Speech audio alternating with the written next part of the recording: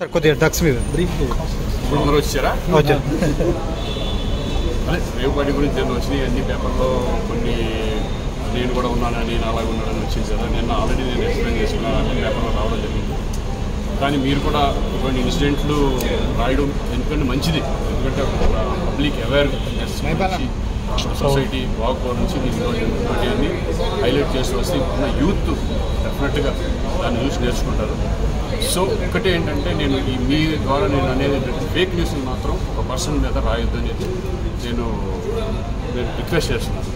తెలుసుకొని నిజంగా ఉందంటే నిజం రాయండి, లేదంటే లేదంటే కనుక దాన్ని ఎలా వెళ్ళాలి, ఒకవేళ నిజంగా ఇంకా చేసినా ఇంకా రాస్తున్నారు అనుకోండి, అది ఛాలెంజ్తో కోర్టుకు కానీ లేకపోతే నేను కేసు ఫైల్ చేయడం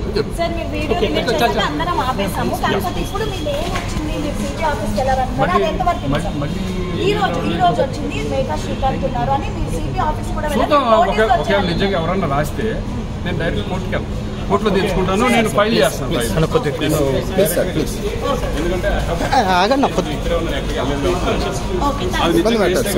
ఏంటని తెలుసు ఎందుకు నోటీస్ వస్తుంది నాకు.